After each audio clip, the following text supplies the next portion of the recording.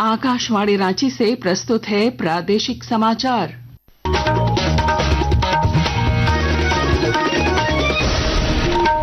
नमस्कार, प्रादेशिक समाचारों के साथ मैं पूनम केरकेट्टा। पहले मुख्य समाचार। प्रधानमंत्री नरेंद्र मोदी ने कहा, पिछले 11 वर्षों में देश कई महत्वपूर्ण बदलावों का बना साक्षी। प्रस्तुत किया पारदर्शी, उत्तरदायी और नागरिक केंद्रित शासन का मॉडल। राज्य के स्वास्थ्य सचिव और रिम्स निदेशक झारखंड हाईकोर्ट में हुए पेश। अदालत ने रिम्स के खाली पदों पर 4 सप्ताह में नियुक्ति प्रक्रिया शुरू करने का दिया निर्देश। राज्य में नक्सली संगठन भाकपा माओवादी की बड़ी साजिश नाकाम। सरायकेला और चाईबासा की सीमा से सुरक्षा बलों ने भारी मात्रा में बरामद किया विस्फोटक। राज्य में वज्रपात से 7 लोगों की मौत। पलामू, गढ़वा और चतरा में आज मूसलाधार वर्षा की चेतावनी। मौसम विभाग ने जारी किया येलो अलर्ट। और चौथी झारखंड राज्य स्तरीय ओपन जैवलिन थ्रो एथलेटिक्स प्रतियोगिता आज साहिबगंज में। राज्य भर के खिलाड़ी लेंगे भाग। और अब समाचार विस्तार से। प्रधानमंत्री नरेंद्र मोदी ने कहा है कि पिछले 11 वर्षों में भारत ने एक ऐसा शासन मॉडल तैयार किया है जो पारदर्शी, उत्तरदायी और नागरिक केंद्रित है। कल शाम नई दिल्ली के कर्तव्य पथ पर आयोजित एक सार्वजनिक कार्यक्रम में श्री मोदी ने कहा कि भारत एक समग्र दृष्टिकोण से आकार ले रहा है, जहां विकास हर क्षेत्र में पहुंच रहा है। प्रधानमंत्री ने कहा कि पिछले 11 वर्षों में देश कई महत्वपूर्ण बदलावों का साक्षी बना है। सरकार की कार्य प्रणाली को बेहतर बनाना, देश लगातार इस दिशा में इनोवेटिव तरीके से काम कर रहा है। हमें गर्व है कि पिछले 11 साल में देश ने एक ऐसी शासन प्रणाली विकसित की है जो पारदर्शी है, संवेदनशील है और सिटीजन सेंट्रिक है। झारखंड हाईकोर्ट ने राज्य के सबसे बड़े मेडिकल कॉलेज एवं अस्पताल Rajendra institute of medical sciences RIMS में चिकित्सकों और स्वास्थ्य कर्मियों के रिक्त पदों पर 4 हफ्ते में नियुक्ति की प्रक्रिया शुरू करने का आदेश दिया है। मुख्य न्यायाधीश तरलोक सिंह चौहान और न्यायमूर्ति राजेश शंकर की खंडपीठ ने रिम्स में व्याप्त अव्यवस्था को लेकर दाखिल जनहित याचिका पर सुनवाई करते हुए राज्य सरकार और रिम्स निदेशक से कई सवालों के जवाब मांगे। कोर्ट के आदेश के आलोक में राज्य के स्वास्थ्य सचिव और रिम्स के निदेशक व्यक्तिगत रूप से अदालत में उपस्थित रहे। राज्य के पूर्व मुख्यमंत्री अर्जुन मुंडा दिशोम गुरु शिबू सोरेन के निधन से काफी आहत हैं। खूंटी में पत्रकारों से बातचीत में उन्होंने कहा कि झारखंड की राजनीतिक यात्रा वृतांत बगैर गुरुजी के अधूरा है। पूर्व केंद्रीय मंत्री ने दिशोम गुरु शिबू सोरेन के साथ बिताए पलों को याद करते हुए कहा कि उन्हें वर्तमान और भावी पीढ़ी के लिए प्रेरणा स्रोत बताया। वो जिस तरीके से राजनीतिक जीवन में, सामाजिक जीवन में काम किया है, वो हमारे और हमारे आने वाले पीढ़ी के लिए प्रेरणा का स्रोत है। जामताड़ा जिले में उपायुक्त रवि आनंद ने नाला प्रखंड अंतर्गत कास्ता पंचायत स्थित ईसीएल की बंद पड़ी कोयला खदानों का निरीक्षण किया। उपायुक्त को इन बंद कोयला खदानों से अवैध उत्खनन की सूचना मिली थी। निरीक्षण के क्रम में उन्होंने कहा कि अवैध उत्खनन पर रोक लगाने के ठोस कदम उठाए जाएंगे। सरायकेला, खरसावां और चाईबासा जिले की सीमा पर सुरक्षा बलों ने प्रतिबंधित नक्सली संगठन भाकपा माओवादी की एक बड़ी साजिश नाकाम कर दी है। पुलिस अधीक्षक मुकेश कुमार लुणायत को मिली गुप्त सूचना के आधार पर ये कार्रवाई की गई। पुलिस अधीक्षक के अनुसार सूचना मिली थी कि कुचाई थाना क्षेत्र के दलभंगा ओपी अंतर्गत पहाड़ी इलाकों में माओवादियों ने भारी मात्रा में विस्फोटक सामग्री छिपा रखी है। सर्च ऑपरेशन में Chaibasa police, Jharkhand Jaguar, CRPF और एसएसबी के जवानों ने हिस्सा लिया। आकाशवाणी के ताजा तरीन समाचारों के लिए आप हमारी वेबसाइट newsonair.gov.in पर लॉग ऑन कर सकते हैं। ताजा समाचार X handle @AIR news alerts और Facebook page All India Radio News पर भी उपलब्ध है। आप प्रादेशिक समाचार एकांश के एक्स हैंडल @AIR न्यूज _ और Facebook page Akashvani news Ranchi, Instagram page तथा YouTube channel AIR news Ranchi पर भी हमारे बुलेटिन सुन सकते हैं। प्रादेशिक समाचार आप आकाशवाणी रांची से सुन रहे हैं। आज राष्ट्रीय हथकरघा दिवस है। इस मौके पर नई दिल्ली में आयोजित होने वाले समारोह की राष्ट्रपति द्रौपदी मुर्मू अध्यक्षता करेंगी।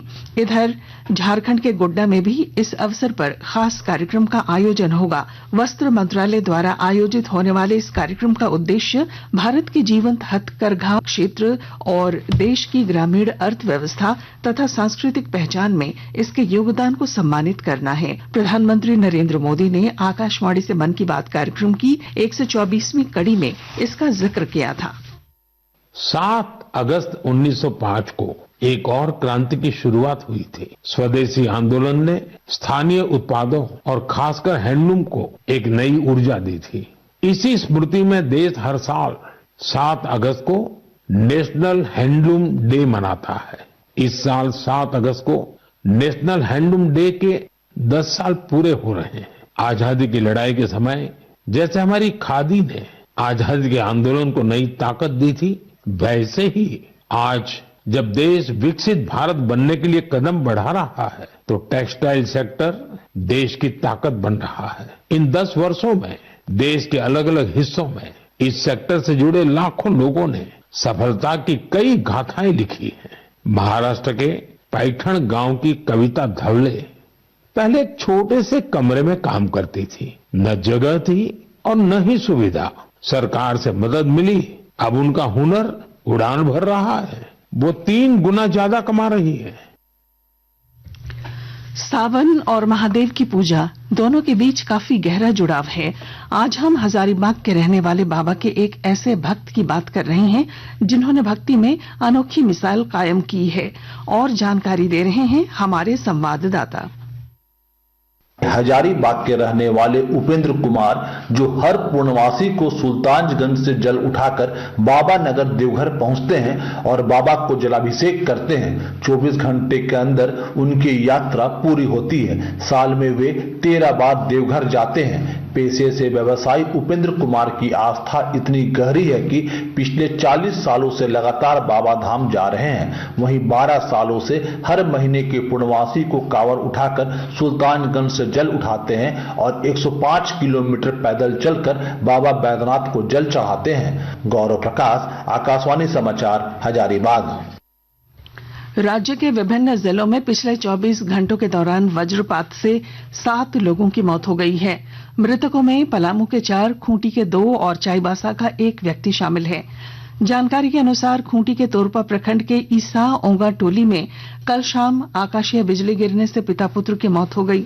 उधर पलामू में एक ही परिवार के 3 सहित 4 लोगों की वज्रपात से मौत हुई। पांकी में 3 महिलाओं की मौत, वहीं पाटन में 1 युवक की जान चली गई। इस बीच पलामू, गढ़वा और चतरा में आज भारी बारिश की चेतावनी जारी की गई है। चौथी झारखंड राज्य स्तरीय ओपन जैवलिन थ्रो एथलेटिक्स प्रतियोगिता आज साहिबगंज में होगी।